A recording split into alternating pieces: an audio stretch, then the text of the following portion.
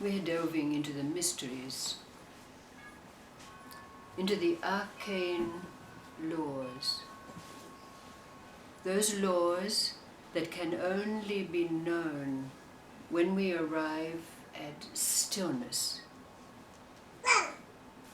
And then, when the experiences and the movement of life meets that stillness, there is no reaction. And a space is made. Not a gap, not a pause, space. And out of that space arises a response. And that response is according to those arcane laws. There was a man called Palden. And Palden was a worldly man. Worldly in the sense that he'd traveled the world. He'd been to far-flung places. He'd gained a lot of knowledge, wisdom even. And one day, he was walking in his homeland of Tibet. And he was in a dense forest, when suddenly he came to a clearing. And in that clearing there was a magnificent tree, its branches spreading out like an umbrella to fill the whole space. But he was tired, he'd been walking all day. So he sat down amongst its roots that were protruding out of the ground and went into a deep sleep. When he awoke, it was nighttime. Darkness had fallen. But all around him was a cacophony of sound. Squeaks, roars, growls, cheeps. And when he peered around the side of the great trunk of the tree, there in front of him were what seemed to be thousands of eyes. And when his eyes grew accustomed to the dark, and there was a little filter of moonlight coming through, he saw that there was a great horde gathering of animals of all kinds. Monkeys, bears, chipmunks, sheep. And there in their midst was a great, magnificent snow lion. The snow lion was obviously the leader. And he stood up and he asked for silence. And all of a sudden, all the chirping growls ceased. And to the great surprise of Palden, the snow lion spoke and asked the throng what had happened to them this day. And so it began. The first animal spoke up, a wolf, and said that he'd roamed the fields all day and he was hungry, had not been able to find any food. And so it went on, each animal, each bird, relating what had occurred for them. And the snow lion responded. Sometimes he nodded, sometimes he wept, sometimes he gave some little advice. And then, just as all was complete and it seemed that the gathering was over, there was a little from the back. And the snow lion invited the old wizened monkey to speak. And the old wizened monkey said, "Well, I want to tell you my experience of the stupidity and ignorance of humans. And amongst the throng there was great agreement, nods and growls and squeaks and groans, and everyone agreed. They'd all had experience of the stupidity and ignorance of the human being. And the Snow Lion invited the wise old monkey to elucidate on what he was meaning. Well, said the old monkey, I was roaming about looking for food, and I came across a farmhouse in which there's a young girl who's dying. She had an injury to her leg, and it has not been able to be cured, and sure she will die. But we know how it is that she can be healed, but it was no good approaching these humans. They don't know how to hear. And everyone agreed. And the wise old monkey said, all they have to do is lift the rock in front of their house, and there they will find a frog. That frog is dehydrated, he's ill, and if he doesn't get water, he'll die. But if they took a salver, a tray from their shrine, and placed the frog on it and took it to the river, there's a chance that their daughter could be healed. Well, this was amazing to Paladin. Paladin had crept back around the tree and quietly as he could climbed up in the branches so he could see and hear everything that was happening. The gathering was complete and all the animals dispersed, and Paladin was left to think about his experience. But he fell asleep, and when he awoke it was morning. He shook his head, thinking, was it a dream? But no, he remembered in complete detail what had occurred. So he decided that it was his task to go and help these people. So he set out to find the farmhouse, and he did. And he went up and knocked on the door. When the door was opened, and the man who answered the door made the inquiry, who are you and what do you want? Paladin said, oh, I'm a doctor. I can fix your daughter. Oh, the man was overjoyed. Tell us, what is it that we have to do? And Paladin related what the wise monkey had said. Now, of course, the man was very surprised. I mean, this was really quite out of the ordinary, but everything that he'd done for his daughter didn't work, so what was there to lose? So they went out the front, they lifted up the rock gently, and there was the frog, dehydrated. Immediately Paladin said to the man, go, take your tray that holds the offerings that you give to the gods. Place a clean white scarf over it, and we'll place the frog on the tray. And this they did. They took the frog to the river, and Paladin said, if the frog survives, your daughter will get well. So they placed the frog in the water. When they came back to the house, to the very great delight of the family, the daughter was up, helping her mother do the cooking. Well, the family were absolutely overjoyed.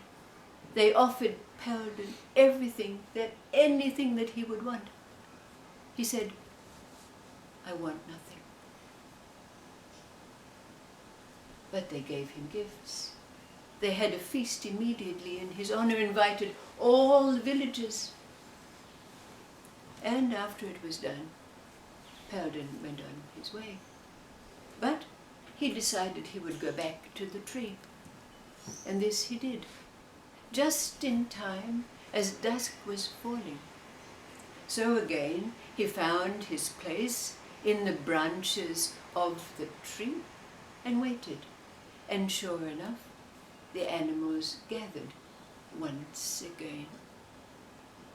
And this time Paladin overheard an old tiger again describing the stupidity and ignorance of the human and their inability to be able to tune in, to know, to hear, to understand. And he said, you know, I came across a village some distance from the river.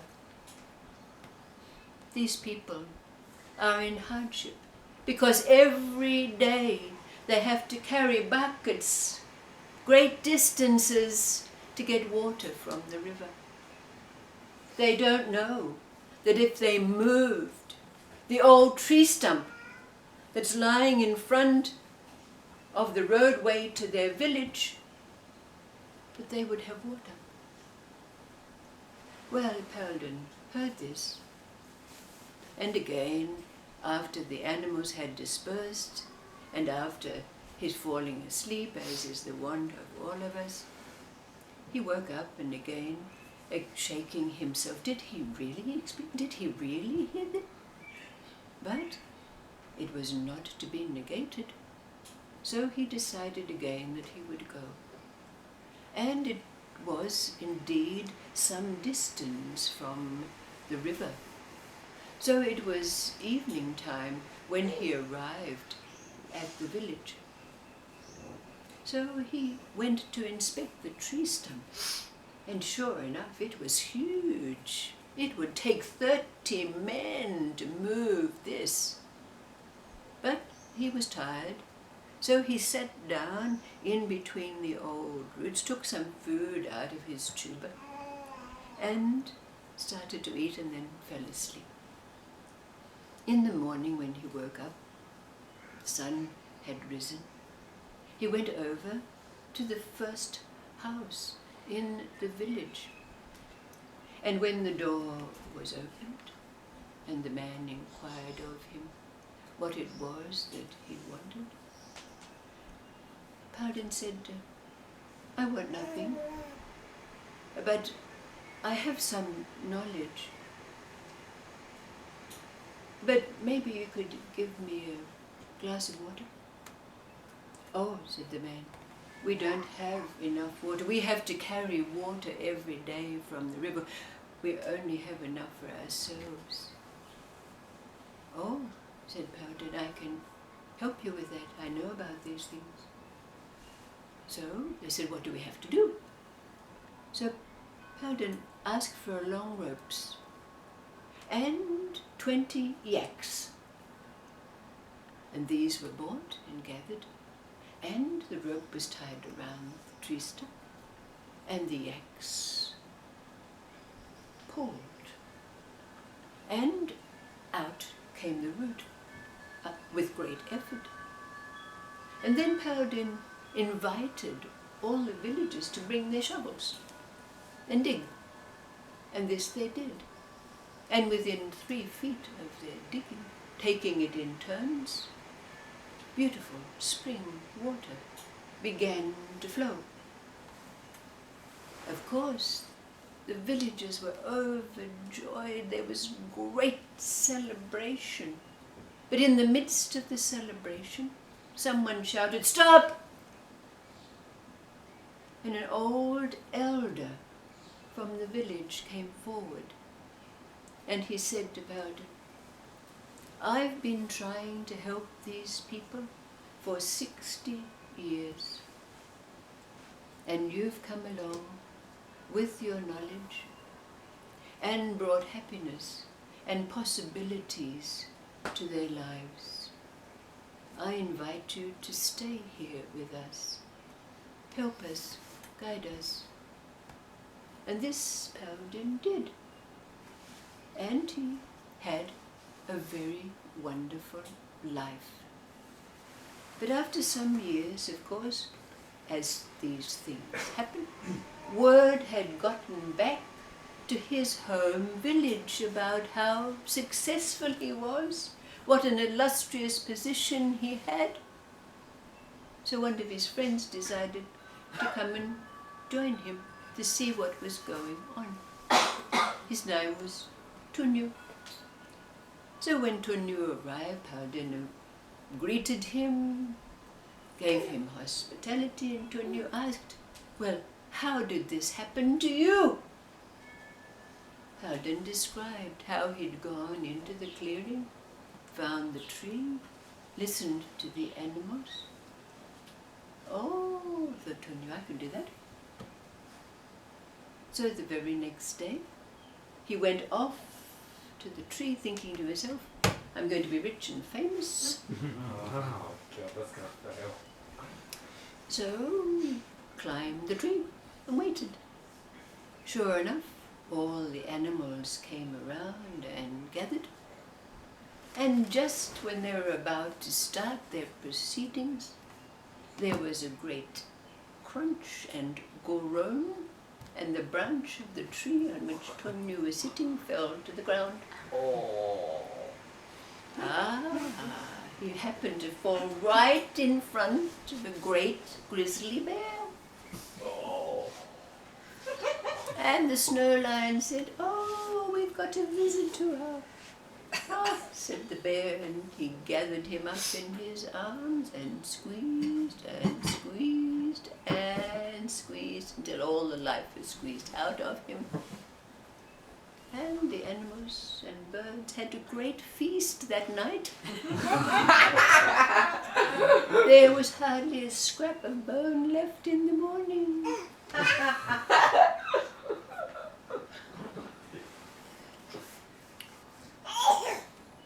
Now the question could be asked, and of course it's an obvious question. What is it behind this story? And of course the most obvious one that would come from our mind and from our own experiences of life would be to say, oh yes, he was greedy, and Tunyu didn't want anything. But it's not so simple, is it, from this place of stillness? So the hard question is, what is the law relative to this? What is it that happens when the movement, experiences of life come in and meet stillness and create space? And from that space arises a response according to the mysteries, to the arcane laws. It goes without saying. It has to happen because we experience it ourselves. We know it. No question about it. So what is this law? What is this law that becomes evident in this story for us? Now knowing, or being brought to one way or another, to a place of stillness,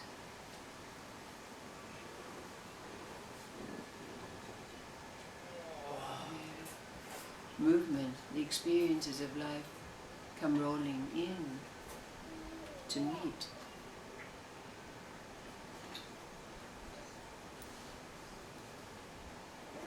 And create a space. A space that leads us to emptiness, the experience of emptiness.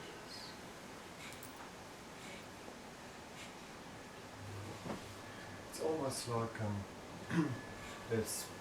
he got all this wisdom from the animals, like that when we live, seems to be in different dimensions, got its own wisdom and laws, and if we are in touch with that, it changes everything. Also interesting that there was a lot of sleep and dreaming in there as well. He always fell asleep and then he woke up and he wasn't quite sure that actually happened, and Yes. sometimes our disbelief that this could be true. Yes. It's still there for us too, isn't it? We still have to shake ourselves, pinch ourselves.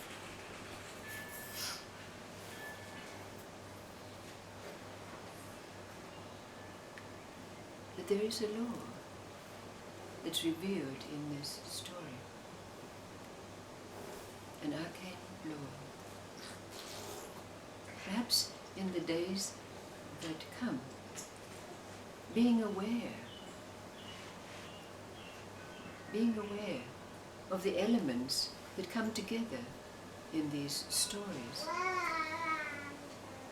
allow us to be receptive, so to speak, to seeing this.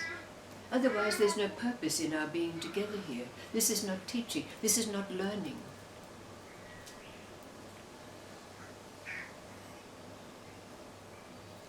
Let's see what happens. Don't have to tell me the answer. Not to say that one already knows. We do not become all-knowing. That denotes a vessel that's filled with knowledge. No. These laws arise out of space, and space that we experience. No, shut up. Shut enough.